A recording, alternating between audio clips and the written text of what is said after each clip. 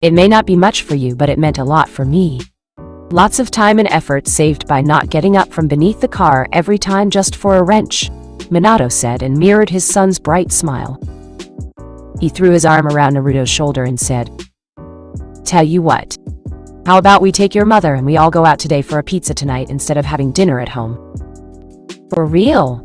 the boy said in excitement. "When did I ever lie to you?" If possible, Naruto's smile became even wider. "Awesome! I'll go tell Mom." Helping his father around the garage, mowing the lawn, washing the dishes, taking out the trash, and even helping out his mother with cooking. Kushina had not even known her son could cook. Ever since almost dying at the hands of the sludge villain, it was as if Naruto had become a completely different person. While beforehand he was bratty and had a tense relationship with his parents, nowadays it looked like he was attached to their hip. He was doing everything in his power to be together with them for as long as possible every day. It had to be said that both Minato and Kushina were deeply moved by the changes in their son. Not a day passed without Kushina giving him at least a half-a-minute-long hug. If it was Naruto from before, he would try to get away from her arms as fast as possible, while saying in annoyance that he wasn't a little kid anymore. But nowadays, whenever his mom hugged him, Naruto melted in her arms and hugged her back just as tight. Whenever his father called him for a game of chess, Naruto would even put down his homework and come play with him. It was to the point where his parents were starting to worry about him and were thinking about going with him to a psychologist for therapy. It was only Naruto's insistence that he was perfectly fine that stopped them from going through with it. I just never appreciated how lucky I am to be alive," Naruto said when they had tried to talk to him about their worries regarding the drastic changes in his behavior. "How lucky I am to have parents. Good parents like you." "I almost died. You saw me when I woke up at first. I thought I was dreaming. I thought it was an illusion, but I survived. I want to make the most of my life. And I want to show you every day how much I appreciate and respect you." Those heartfelt words completely disarmed Minato and Kushina of all the arguments that they had prepared beforehand to convince him of going to therapy. In the first place, it was impossible for them to be mad about the fact that their teenage son stopped being a brat and showed his affection for them so openly now. Even as almost 1 month passed since he had regained the memories of his past life, Naruto still felt like he was dreaming. For a long time, he had thought that his current life was nothing but an illusion. He had thought that the infinite Tsukiyomi that Madara had cast on the moon had entrapped him too after he lost the fight against Kaguya. However, as days passed one by one, he was beginning to accept that his current life was not an illusion. In the first place, he could not feel the existence of chakra. He had tried countless times to access it, but to no avail. Furthermore, Japan and the society he lived in currently could not be any more different from the elemental nations and Konohagakure. No Sato. They were so different, and there were so many new things that his mind alone could have not imagined such stuff. It was impossible for Jinjutsu to show him something that he had never heard of before. Even if I'm wrong and everything I've felt for the past 14 years was fake, even if all of it was just an illusion or just a dream, I don't want to wake up. Anne. He'll stop acting like a brat towards his parents, and won't be playing the fool like in the canon. He's a different person now with different circumstances.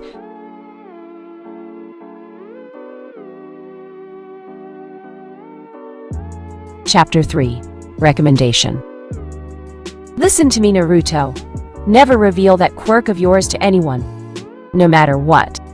Even if your best friend, no, even if your father and I were to die in front of your eyes, as long as there are other people around, never use your chains. Never. Before leaving the hospital, his mother had insisted he did now answer any of the curious questions of the nurses or the reporters. She had also chased away any of the journalists that tried to interview him in regards to the incident after he was discharged from the hospital.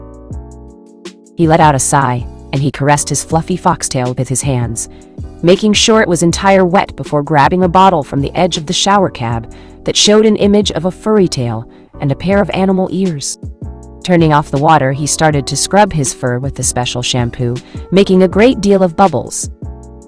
To think that I'd one day become just like the characters from that pervert's books. Naruto thought in amusement at the memory of his mentor from his previous life and his Icha Icha Kemono Mimi book. His amusement did not last for long because his mind soon went back to his second quirk, the adamantine ceiling chains, and the serious discussion that he had had with his mother. The only time I allow you to use this quirk is if your life is in peril and you have absolutely no other way of escaping without it. Please, Naruto, you have to promise me that you'll never use it, Kushina said pleadingly, and much to Naruto's surprise, 4 golden chains started growing from her back. You have that quirk too? I thought you were quirkless, he said in disbelief. How could she have kept such an important secret from her family for such a long time? Kushina nodded her head and said in a heavy voice, just like I asked you to never reveal your quirk to anyone, my grandmother had asked the same of me too. If you had not awakened this quirk, I would have never told you this secret either. I would have taken it to the grave with me. Judging by the expression on his face, Kushina knew that her son understood the severity of the situation. Our quirk is special. It doesn't manifest like other quirks in early childhood. It takes a moment of great stress or desperation to awaken it. It could happen when you are very young, but it could also happen when you are in your 20s or older. Or, it might not awaken at all. For example, my grandmother awakened these chains when she was in her late 30s. But my mother never awakened this quirk at all. As for me, I was 8 years old when it happened, during the car crash in which my parents died. What I'm telling you now is 100% serious, Naruto. This is not a joke. A very powerful man has had his eyes on this quirk for decades. It's only thanks to my grandmother's efforts, Mito, that he had lost all traces of our family. But the moment that you reveal your quirk to the public, he will find out. He will find you, and he will kill you. But why would someone be so obsessed with this quirk? Naruto asked, a bit freaked out. Think about the villain that attacked you. He had a powerful mutant-type quirk, but your chains nullified it. These chains. They do have their downsides. They are rather slow, so heroes and villains specializing in speed can avoid them without much problem. And their limited range makes those capable of flight difficult to catch. But if someone does get caught by the chains, it is all over. There is no escaping from it. Our quirk is the bane of all quirks. And that's why my grandmother had been hunted down. Why I had kept my quirk a secret even from my family. And why you also need to keep it secret too, no matter the cost. The one who is after us will stop at nothing to get his hands on this quirk. Not a day passed without Naruto thinking back to his mom's words. Ever since that day, Kushina never brought up the topic again, nor had she ever used her quirk in front of him. It was a secret that only the two of them knew. I don't blame her for keeping it a secret from Dad, he thought, while using the shower head to rinse his foxtail. Unlike the yellow flash fourth Hokage from his previous life, Minato Namikaze of this world was just a regular man. He was a brilliant accountant and a devoted family man, but he was no fighter. As for Minato's special ability, his quirk was a perfect recall memory. That was one of the reasons why he was so successful in his professional life. That said, finding out that his wife and his son could one day end up in mortal peril would not do Minato any good. As intelligent as he was, Minato was still just an ordinary human. Mom doesn't trust me enough yet to tell me who's the one that wants our quirk. She doesn't know who I used to be in my previous life. Turning off the water, he stepped out of the shower and grabbed a large towel before taking a seat on a stool and starting to dry his hair, his fox ears, and his foxtail. I didn't even know it was possible to steal someone's quirk, he continued his train of thought. But I'll be damned if I let anyone touch even a single hair of Mom and Dad. They'd have to get over my dead body to do so. He had not appreciated his parents before. However, after regaining the memories of his previous life, his family had become the most important thing in the world. I may not have chakra in this world, but I'm not a regular human this time around either. This fox quirk, I will make the most of it. I will become powerful enough to protect the ones I love.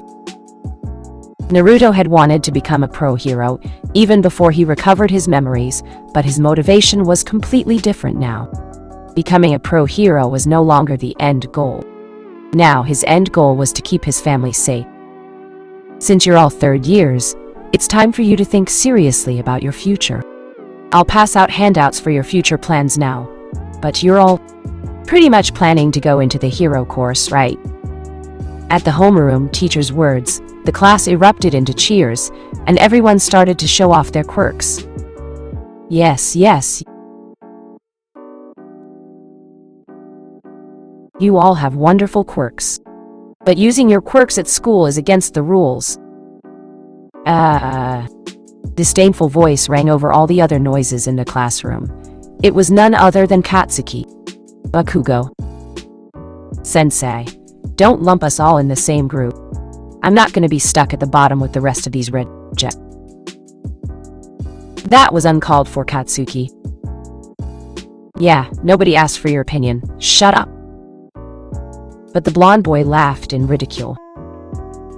You should shut you up like the extras that you are. While the kids were yelling at each other, the teacher looked through some of his files. Oh, if I remember correctly, you want to go to hi, right, Bakugo?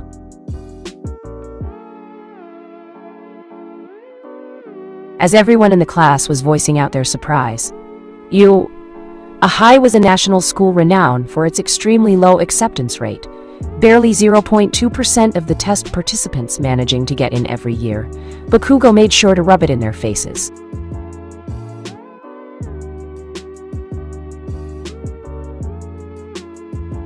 That's exactly why you guys are just extras. I aced the mock test. I'm the only one in this school who could possibly get into you. I'll definitely surpass All Might and become the top hero. My name will be inscribed on the list of top earners. But the teacher saw it as the perfect moment to pour a bucket of ice-cold water on his arrogance.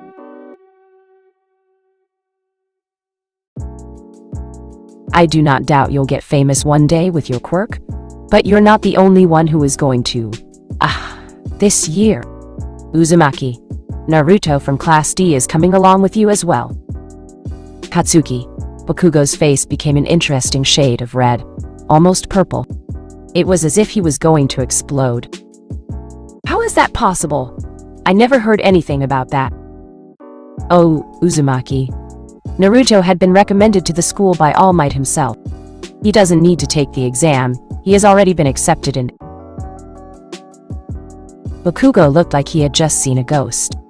He sat down in his seat and remained completely silent for the rest of the class, a dark aura lingering around him. So affected he had been by the news that someone had gotten a recommendation from the noon hero, that he did not even hear the teacher talk about how Izuku Midoriya also wanted to go. Too. It was lunch break and Naruto was sitting at his desk, eating the food that his mother had cooked and packed for him that morning. Putting his palms together in a small prayer, he bowed his head and said, "Itadakimasu." But right as he was about to dig in, the door of the classroom was blown off its hinges with a loud bang, making other students cry out in panic. Blonde-haired boy stomped his way into the classroom, with the sleeves of his shirt rolled up and tiny explosions cracking in his palms. "Uzumaki, fight me!" He screamed in rage, and without even waiting for an answer, he jumped in the air and launched himself at the still seated at his desk Naruto. In the blink of an eye, Naruto stood up and jumped back over 2 rows of desks, accurately landing with the tip of his toes on the windowsill. Looking at his ruined and burning desk, he glared at the culprit. "What the hell is wrong with you?" he asked angrily. However, in Bakugo's eyes, it sounded way different. The fact that the fox boy had apparently had the leisure to not only dodge his charge, but also grab his lunchbox and chopsticks from the table was like pouring gasoline on a fire. "You dare to mock me, Dai!" Bakugo screamed, enraged, and lunged at Naruto full of bad intentions.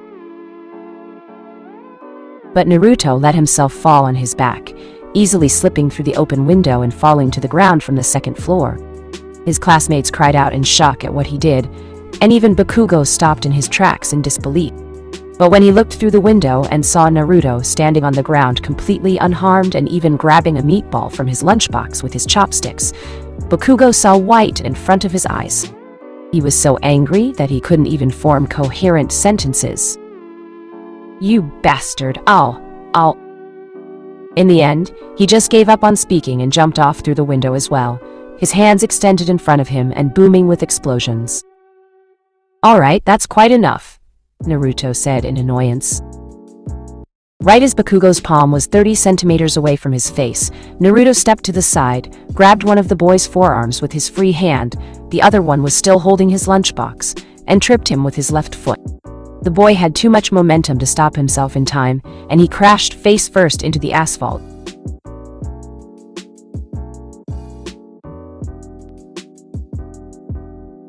A scream of rage came from Bakugo as he pushed with his hands against the ground to lift himself up, but Naruto suddenly appeared on top of him and pressed a knee on his back, flattening him against the ground. Naruto did not press hard enough to cause him pain, but his weight made the boy struggle like a madman, unable to breathe. "Let go of me, furry shithead. I'll smash your face when I get up. You hear me? I'll kill you." "I don't know what's your problem, but you should calm the fuck down," Naruto said in annoyance and lightly slammed himself with his butt on Bakugo's back, knocking the wind out of him. Then, still using Bakugo's body as if it was a chair, he started eating from his lunchbox amidst the boy's howls and threats of bodily harm. "My mom put in her effort and love to make me this lunchbox. What if you spoiled it?" Naruto scolded him as he munched on some rice. "You should never waste food. Other people. I've had enough of you." Bakugo suddenly screamed, and it was only thanks to his sharp animalistic instincts that Naruto jumped away in time, evading the explosion by the skin of his teeth.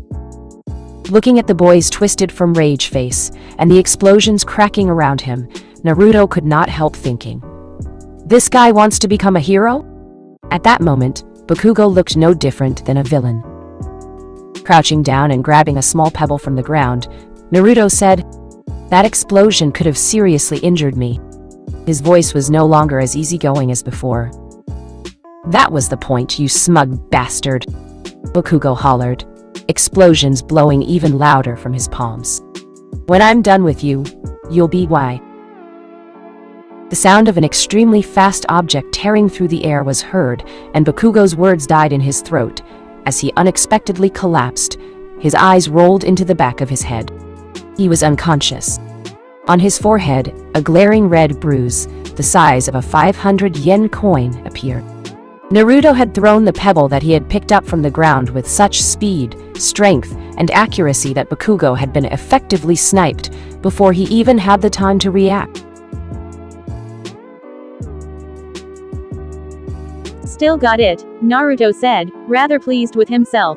Throwing projectiles, be they kunai or senbons, had been the bread and butter of any shinobi in his past life. "I can't throw it as fast as in my past life," he thought, a bit disappointed. Some shinobi could throw projectiles with such speed that they were not too different from the speed of bullets of a handgun in this world. But it's still good enough to deal with this idiot. As annoyed as he was with Bakugo for attacking him out of nowhere, Naruto did not want to seriously injure him. Knocking him out was the fastest and least painful method to deal with him. He'll probably have a concussion from that, but he'll recover in no time. "Oh my god, you were so freaking awesome, so freaking cool." Midoriya. Izuku had stars in his eyes. He had entered into a trance, he was in full fanboy mode. Naruto's victory over Katsuki Bakugo was like out of a movie. The green-haired boy was not the only one. Most of the boys and the girls that had witnessed the scene were losing their minds at that moment. "Holy shit, did you see that? My god, I got it on camera. I got it on camera." With so many witnesses vouching for him that Bakugo had attacked him unprovoked, Naruto himself still had no idea why the boy had suddenly picked a fight with him. He had not gotten into trouble with the principal. In the first place, Bakugo was infamous in the school, this not being the first time he had blown up school furniture with his quirk. Nor was it the first time he picked up a fight with someone. Not by far. Dude, I wish I was there to see it. I wish I was there to beat the crap out of that dumbass myself. Kiba yelled in annoyance the next day. Seriously, what the hell? I miss one day in 3 months of school, and that's exactly when all the interesting shit happens. Naruto chuckled at Kiba's exuberance. Although he had regained the memories of his past life, he was still Naruto of this current life as well. He still got along well with the dog boy. Why did he try to jump you anyway? Beats me. I was just about to eat my lunch when he suddenly blew up the door of the classroom and lunged at me. I think I know why, Izuku said from the side and explained to them what he thought was the case. So he was jealous I can get into UA thanks to All Might's recommendation. He attacked me just because of that, Naruto said with a deadpan. It's just my take on it. I am not sure what exactly was the case. I think Kakan can't accept that someone else might be better than him, the green-haired boy said and rubbed the back of his head. Did he forget I beat the crap out of him only a few months ago? Kiba said and snorted. Well, you kinda jumped on him when he didn't expect it. It wasn't a fair fight, Naruto had to say, but Kiba cut him off. So? He did the same to you and still lost, and we both know I could kick your ass too.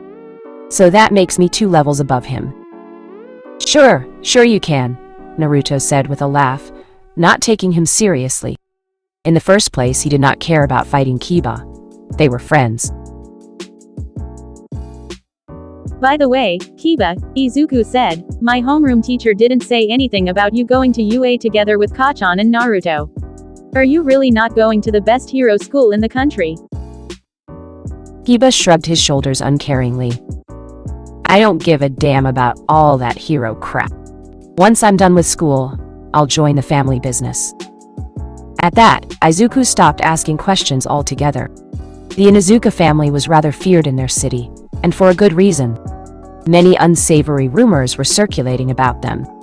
Izuku preferred not to delve too deep into those waters. Eventually, it was time for them to part and go their separate ways.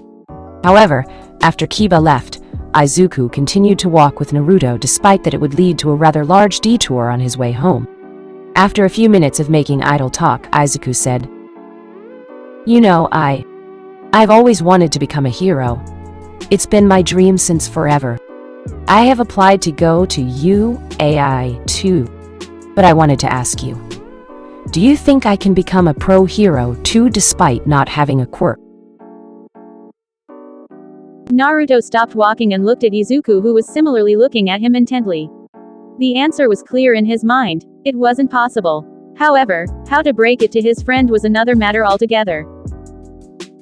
Imagine. I'm a villain, Naruto suddenly said. What?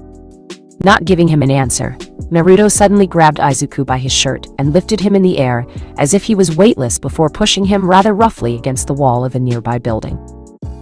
Give me your money. Give me everything you have on you. Izuku was confused and scared. What had suddenly gotten into Naruto? Come on, fight back. Show me what you can do in this situation.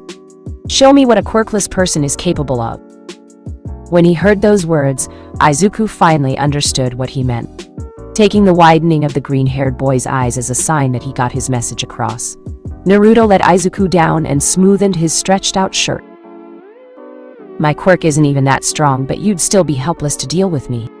If you can't deal with someone like me, how would you deal with someone like Bakugo that could probably get strong enough to blow up an entire neighborhood in a few years? What about someone that can move faster than a race car? Or someone like the No3 hero who can fly? Izuku said, his voice trembling, but you beat Kachan. You beat him with just martial arts and by throwing a piece of rock at him. It was amazing. Could I not do the same too? Could you? Naruto asked back. Izuku became silent at that.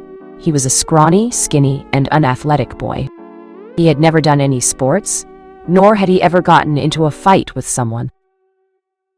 My mom used to be a judo instructor. She's a black belt. Because of her, I've trained since little in not only judo but in karate too. And I have recently even started learning mixed martial arts, Naruto said. It was not a lie, and Izuku knew that.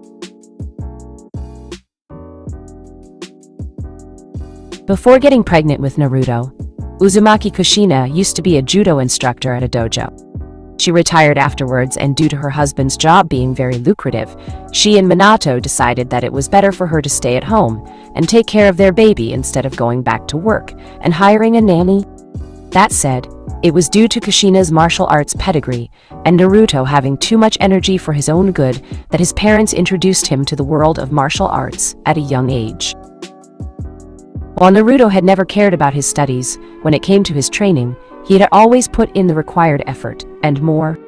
From the beginning, his goal had been to become a pro hero, as it was the dream of 99% of the children his age. Now that he had regained the memories of his previous life, it only further cemented that hard-working aspect of his personality. My quirk isn't all that amazing, but it's not bad either. Still, I've trained my ass off for years, and I still continue to do so because becoming a pro hero is not an easy thing. So when I put in so much effort despite already having a quirk, what can you do to keep up with me? And not just me, think about Bakugo. What can you do to keep up with him? Do you think you can beat him in a fight? Imagine you've become a pro hero, and someone as strong as him, a villain, wants to kill people.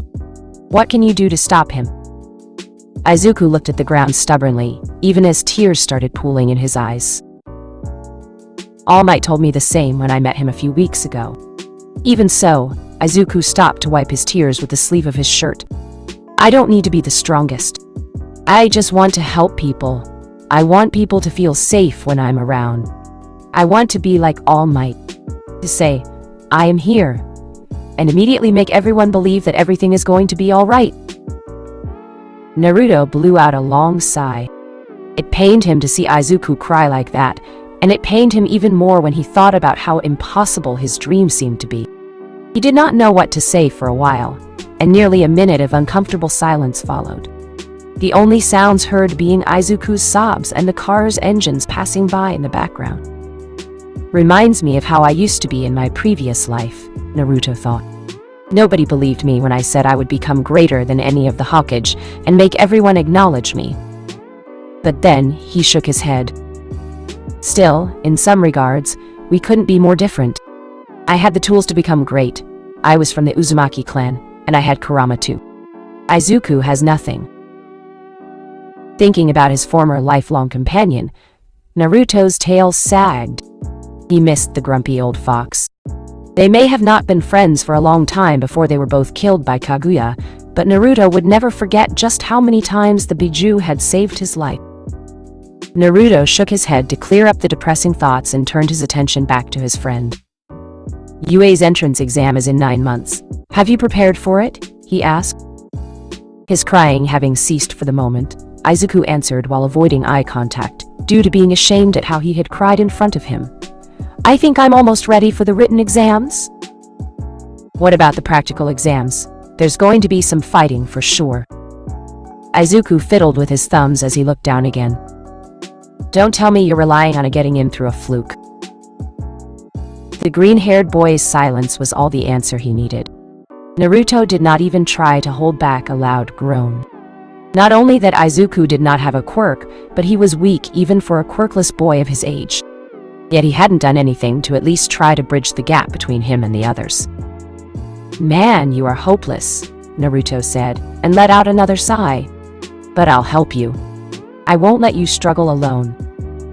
Izuku looked up at him startled. You want to help me? We're friends, aren't we? Friends help each other in times of need, Naruto said. I'll take you with me when I train from now on. Monday, Wednesday, and Friday, we'll go to the gym. Tuesday, Thursday, and Saturday, we'll go to the dojo and you'll learn from one of our sensei there. I will spar with you too after you learn the basics. Training every day. Naruto frowned a little at his reaction. Listen, Izuku. Becoming a hero without a quirk is unheard of. But I'll support you since you're my friend. But if you're not ready to put in 10 times more effort than everyone else, you might as well give up now. You're wasting your time. and maybe even ruining your future career options. If want to become a hero, that wishy-washy attitude won't work. You're either all in, or you're out. Izuku showed a pondering look for a while, but then his eyes became resolute, and his face brimmed with determination when he said, "I'll do it. I'll do everything you tell me. You won't hear even one word of complaint from me."